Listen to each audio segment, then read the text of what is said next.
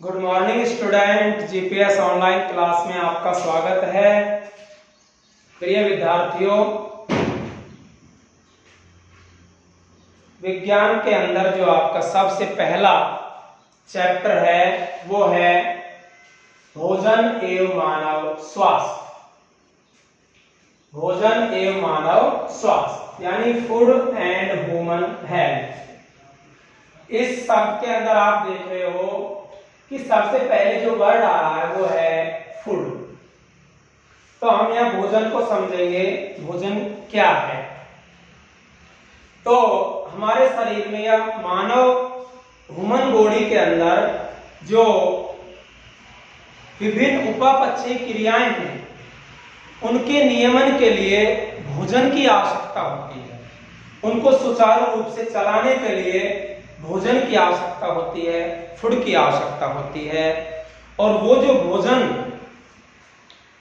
या मैं कहूं कि उपापचयी क्रियाओं के संचालन के लिए ऊर्जा की आवश्यकता होती है। और वो जो ऊर्जा है वो हमें किससे मिलती है? भोजन से मिलती है, फूड से मिलती है। अर्थात मानव शरीर में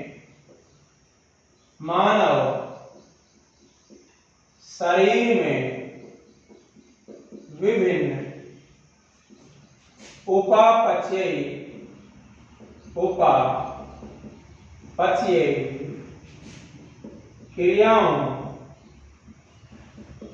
के संचालन के लिए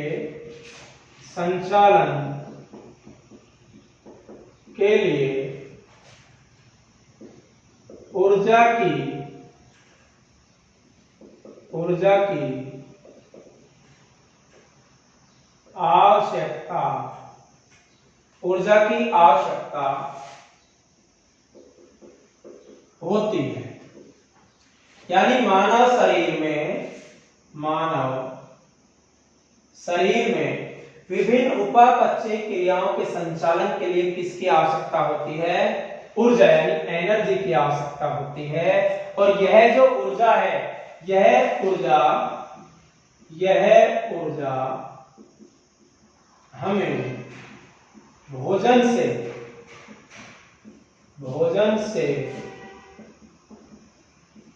प्राप्त होती है। किससे प्राप्त होती है? यह ऊर्जा हमें भोजन से प्राप्त होती है। तो यहां विभिन्न उपापचयी क्रियाओं के संचालन के लिए किसकी आवश्यकता होगी? हमको भोजन की आवश्यकता होगी। भोजन के बगैर हमको ऊर्जा नहीं मिलेगी। और ऊर्जा नहीं मिलेगी तो जो उपापचयी क्रियाएं हैं यानी जो मेटाबॉलिज्म है उनका संचालन नहीं होगा।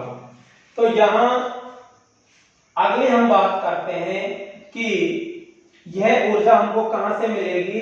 भोजन से मिलेगी। और भोजन क्या होता है? तो यहां देखें, भोजन यानी फूड हमारे शरीर में जो ऊर्जादायी पदार्थ है या पोषक तत्व हैं वही क्या कहलाएंगे? भोजन कहलाएंगे। यानी विभिन्न जो घटक हैं भोजन के, इन घटकों के द्वारा हमको क्या मिलती है? ऊर्जा मिलती है। जो घटक हैं निम्न, यानी हमारे भोजन के अंदर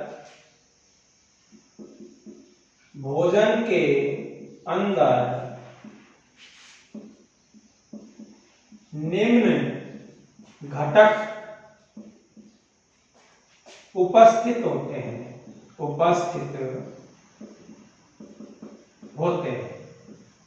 यानी जो भोजन है इसके अंदर विभिन्न घटक उपस्थित होते हैं। ये घटक कौन कौन से हैं? पहला carbohydrate,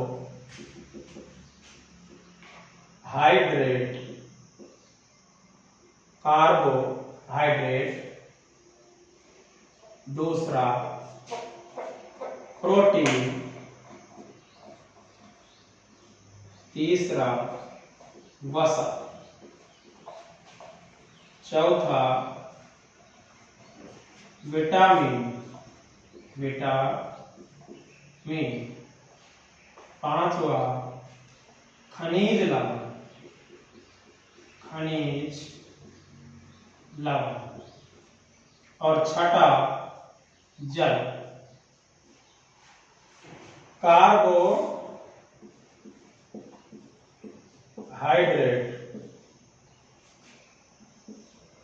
second protein, third fat, vitamins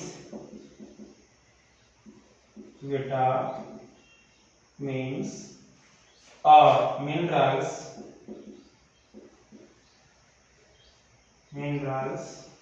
और वाटर। यानी भोजन के जो मुख्य घटक हैं इनमें 6 घटक होते हैं: कार्बोहाइड्रेट, प्रोटीन, वसा, विटामिन, खनिज लवण और जल। इनमें से जो 3 घटक हैं, फर्स्ट तीनों यानी कार्बोहाइड्रेट, प्रोटीन और वसा, इन तीनों घटकों को ऊर्जादायी घटक के नाम से जाना जाता है। कहने का तात्पर्य ये हमको क्या प्रदान करते हैं? ऊर्जा प्रदान करते हैं। अर्थात तीनों जो घटक है कार्बोहाइड्रेट, प्रोटीन और वसा, ये क्या करते हैं? हमको ऊर्जा प्रदान करते हैं। सेकंड नंबर पर जो फैट और विटामिन्स हैं, ये उपापचयी क्रियाओं के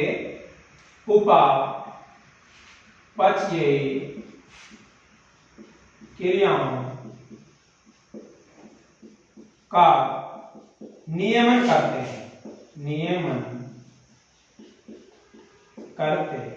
हैं।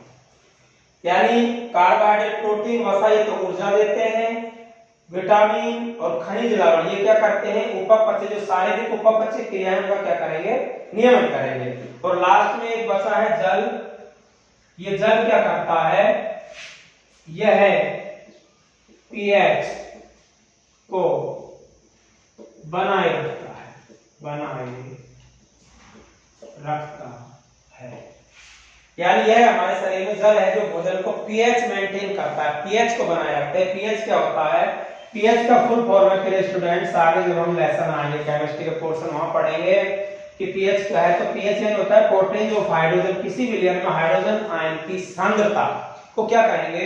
उसका पीएच कहते हैं। जो पीएच स्केल में जब हम पीएच पढ़ते हैं तो पीएच स्केल हमारा होता है 0 से 14 तक। इस प्रकार यहाँ H+ आयन, यहाँ OH- आयन, जो मिड है, मिड में होता है 7। तो जो किसी भी पदार्थ के जो पीएच स्केल है, इसके द्वारा पीएच ज्ञात किया जाता है। पीएच के द्वारा हम यह पता कर सकते हैं कि यह पदार्थ अम्ल है, क्षार है या उदासीन है। तो अगर किसी भी पदार्थ का पीएच मान 0 से 6.9 है तो वो क्या है? अम्ल है। जैसे ही पीएच मान 7 होगा, कहां पहुंचेगा? 7 होते ही वो पदार्थ हो जाएगा उदासीन। कैसा हो जाएगा? उदासीन।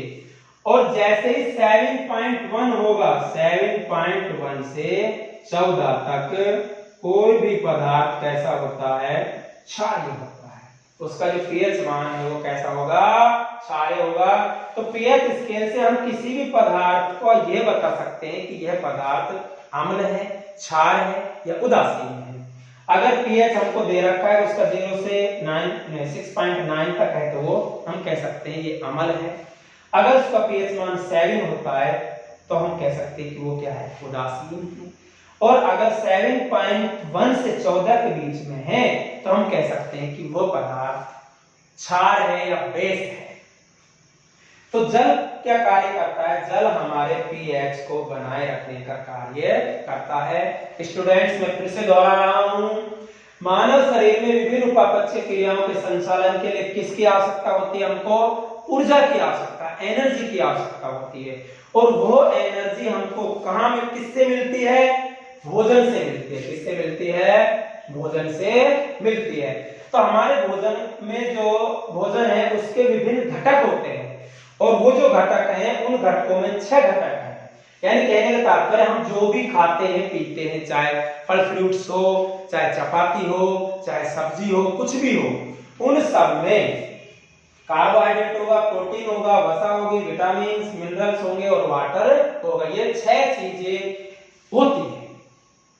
इनमें से जो फर्स्ट तीन है ये तो ऊर्जा प्रदान करती है शरीर को, ये विटामिन और खनिज लवण है, ये उपापचयी क्रियाओं को चलाने में सहायक है, उनका नियमन करने में सहायक है। और जो वाटर है वो हमको क्या करता है, पीएच को बनाए रखता है, अब मैं कहूं पीएच को मेंटेन करता है। इसके बाद हम बात करते हैं टाइप ऑफ फूड, यानी भोजन के प्रकार। एक बार इसको स्क्रीनशॉट ले लें इसका। इसके बाद हम आगे बात करते हैं भोजन के प्रकार। तो आगे देखो प्रिय स्टूडेंट, भोजन के प्रकार, टाइप ऑफ फूड, भोजन के प्रकार।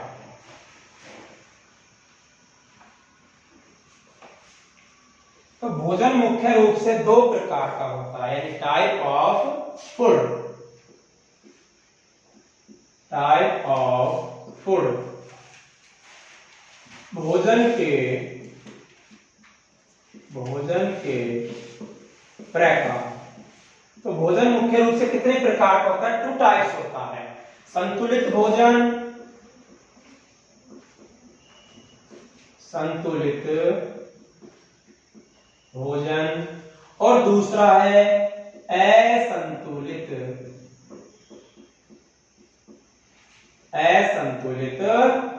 भोजन। यानी संतुलित भोजन इसे इंग्लिश में कहेंगे बैलेंस्ड फूड, बैलेंस्ड फूड, और इसे कहेंगे अनबैलेंस फूड। अब हम सबसे all of the first learn करेंगे कि जो बैलेंस फूड है वो क्या होता है। तो यहां हम बात करते हैं संतुलित भोजन, संतुलित भोजन। तो ऐसा भोजन, कैसा भोजन, ऐसा भोजन, ऐसा भोजन जिसमें हमारे शरीर के लिए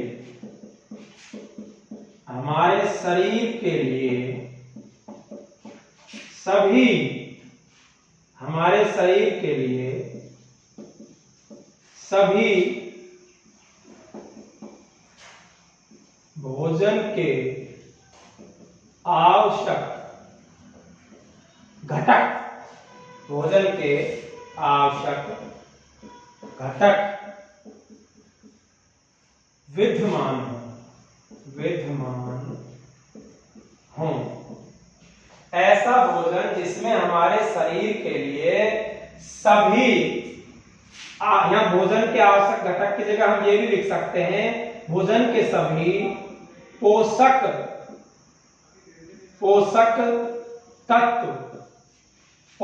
तत्व के घटक, यानी ऐसा भोजन जिसमें हमारे शरीर के लिए सभी पोषक तत्व के घटक विद्यमान हो, संतुलित भोजन कहलाता है, संतुलित भोजन कहलाता है। घटकों की मैंने अभी आपसे बात की थी, वो 6 घटक हैं, कार्बोहाइड्रेट है, प्रोटीन है, वसा है, खनिज लवण है और विटामिन और जल है। ये भोजन के क्या थे, घटक थे। अगर ये सभी घटक हमारे भोजन के अंदर विद्यमान हैं, प्रेजेंट हैं, उपस्थित हैं, तो वो भोजन कैसा भोजन कहलाएगा, संतुलित भोजन यानी बैलेंस फूड कहलाता है। सेकंड नंबर पर हम बात करते हैं असंतुलित भोजन, असंतुलित भोजन यानी अनबैलेंस्ड फूड। तो असंतुलित भोजन क्या है, ऐसा भोजन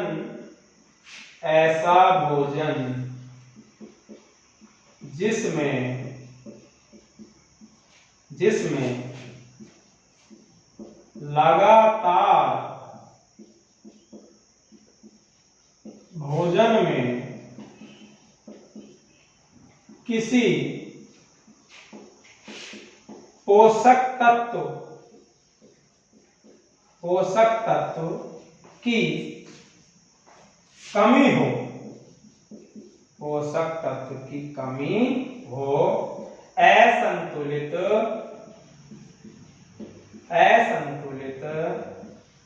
भोजन कहलाता है। क्या कहलाता है?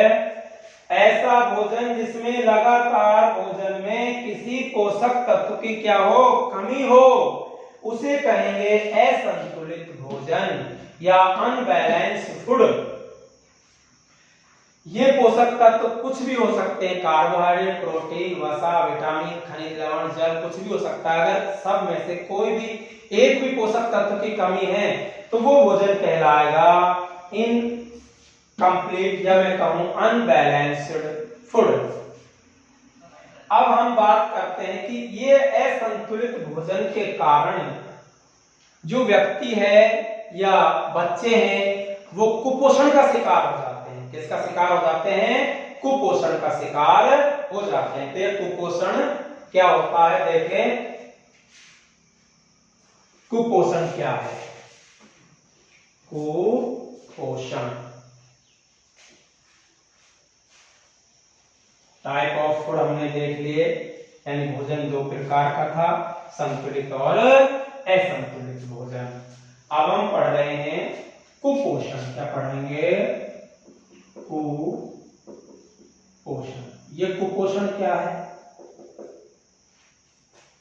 वह अवस्था या दशा, वह अवस्था या दशा जिसमें, वह अवस्था या दशा जिसमें लगातार, वह अवस्था या दशा जिसमें लगातार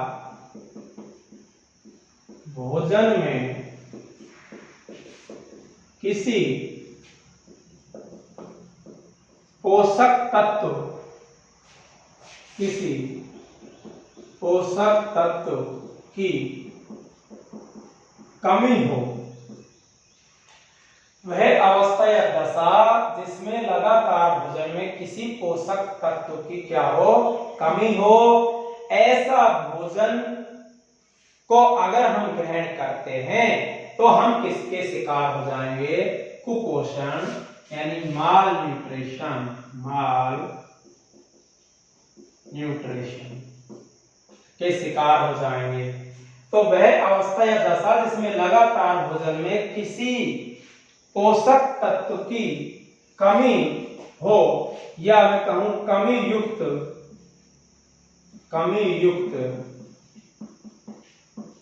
भोजन को ग्रहण किया जाता है, कुपोषण कहलाता है। कुपोषण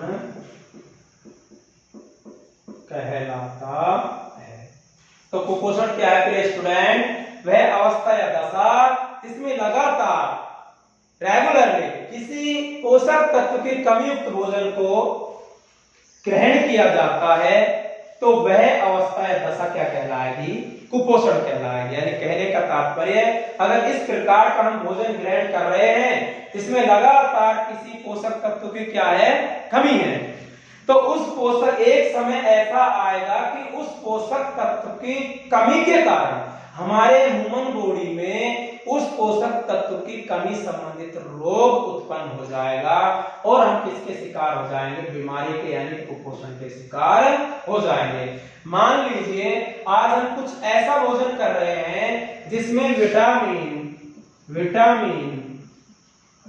ए की कमी है, यानी उसमें विटामिन ए नहीं है, और लगातार हम इस प्रकार का भोजन कर रहे हैं जिसमें विटामिन ए की क्या है, कमी है।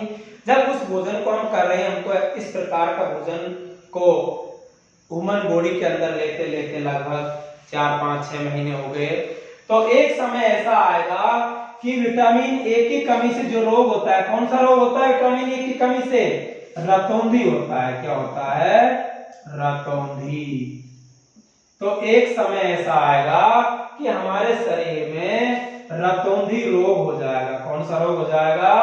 रतौंधी रोग हो जाएगा। ये रतौंधी रोग क्या होता है कि कम उजाले में, या मैं कहूं कम प्रकाश में व्यक्ति को धुंधला दिखाई देता है या कुछ को दिखाई नहीं देता, और वह दशा क्या कहलाएगी? रतौंधी कहलाएगी, जो कि कुपोषण है। क्या है? कुपोषण है। अब हम नेक्स्ट वीडियो के अंदर देखेंगे कुपोषण के प्रकार, यानी टाइप ऑफ कुपोषण। Thank you.